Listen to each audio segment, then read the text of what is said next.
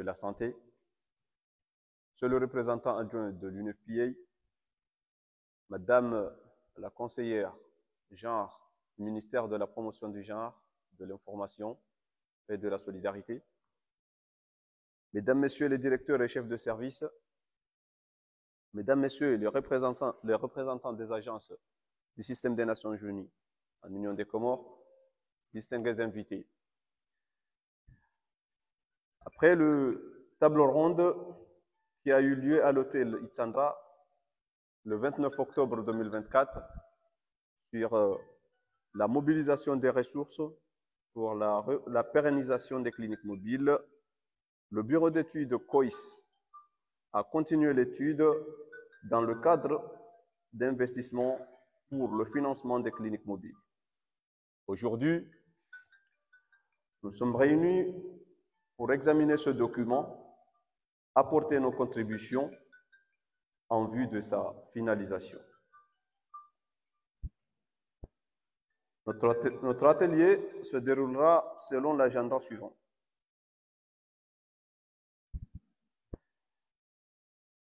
On a la cérémonie d'ouverture qui sera articulée par le mot de bienvenue de l'UNFPA, puis suivra le discours d'ouverture du secrétaire général du ministère de la Santé. Après le discours, il va y avoir la présentation de tour de table de chacun de nous. En deuxième lieu, il y aura la présentation du programme des cliniques mobiles qui sera présenté par le directeur de la santé familiale. Troisièmement, la présentation du cadre d'investissement et options de financement des cliniques mobiles qui sera présenté par le bureau d'études COIS. Quatrièmement, il va y avoir des échanges et discussions sur le document cadre. Et cinquièmement, il y aura des travaux de groupe sur le modèle de financement des cliniques mobiles. Sixièmement, la restitution des travaux de groupe.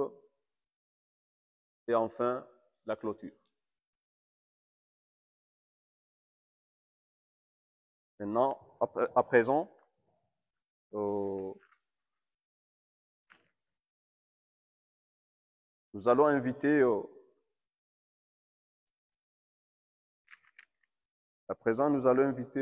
représentant adjoint de l'UNFPA pour le mot de bienvenue.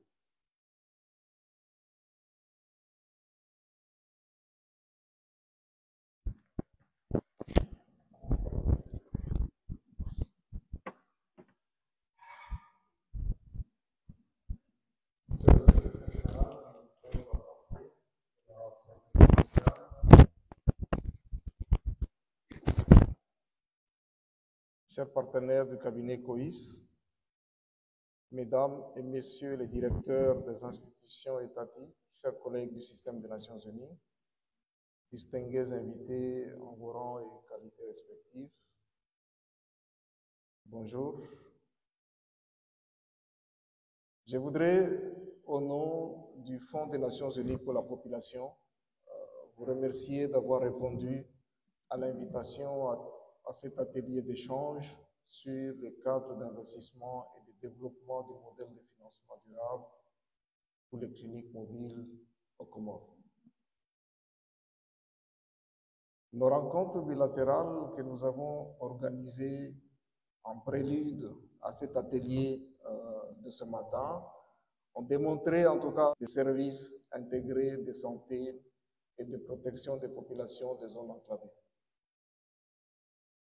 Elles ont aussi souligné les défis qu'il nous faut adresser en vue de la pérennité. Nous sommes réunis ce matin pour la séance de restitution officielle de l'étude sur les cadres d'investissement et des mécanismes de financement des cliniques mobiles.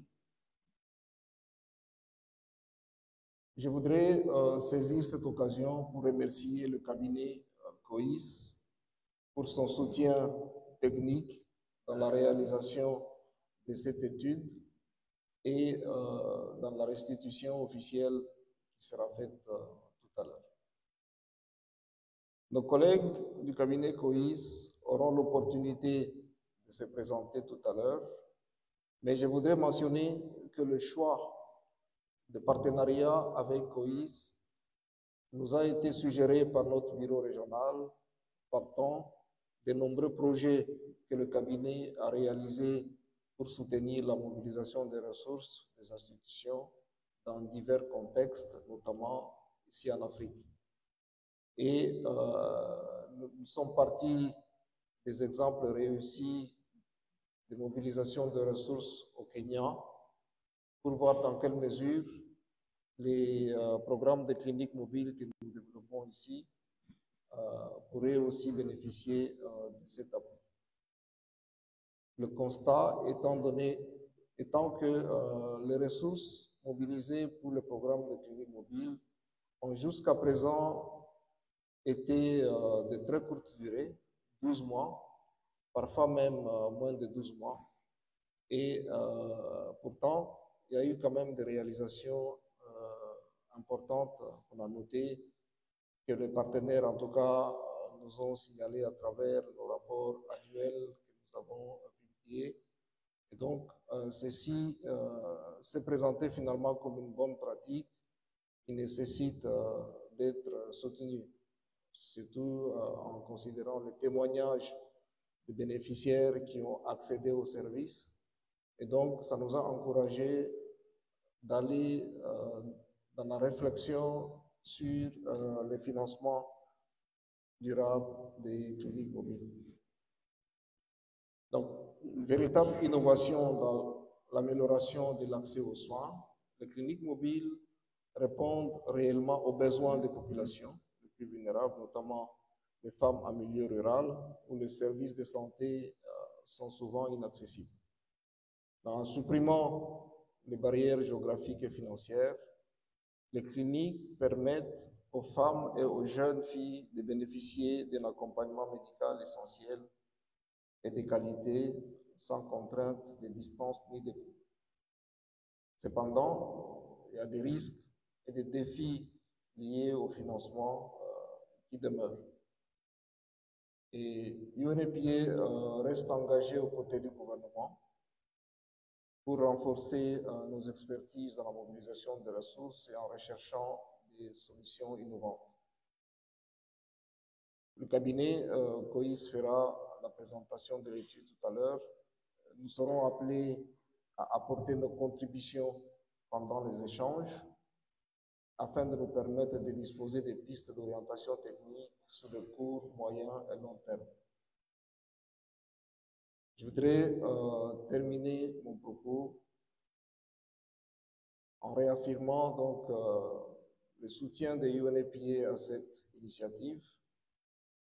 Et nous croyons fermement que l'accès universel à la santé est un droit fondamental et les cliniques mobiles constituent une réponse concrète pour réaliser ce droit, en particulier pour les femmes, les filles les plus marginalisées.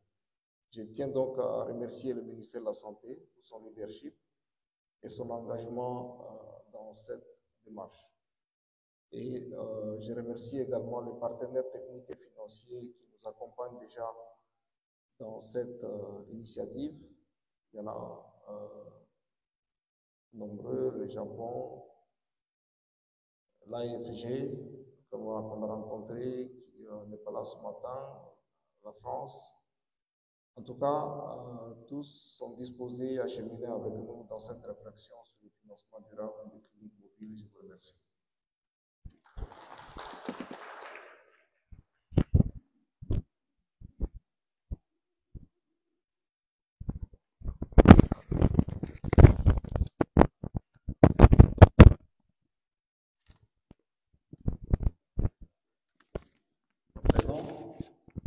Nous allons écouter le discours d'ouverture par Monsieur le Secrétaire général du ministère de la Santé.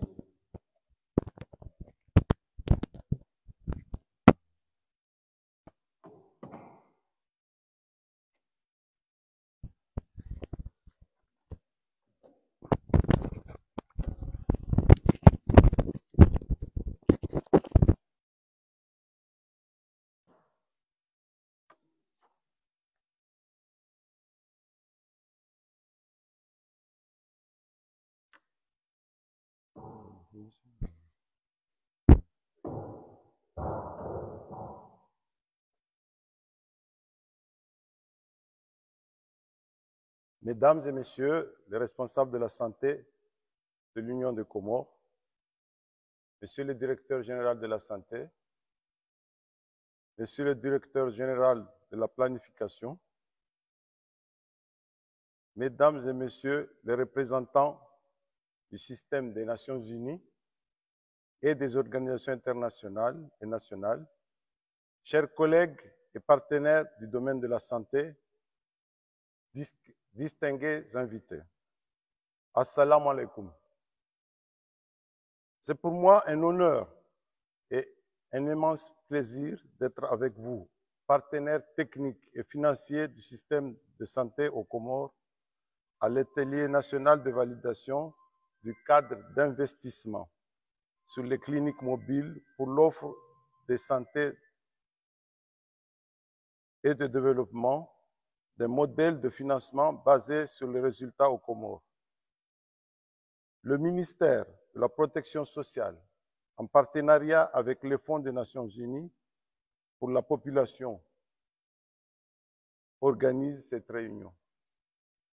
Votre présence parmi nous témoigne de votre engagement pour une cause qui nous est chère, à savoir garantir des soins de santé accessibles, abordables et de qualité pour toutes les populations, même dans les zones les plus enclavées de notre pays.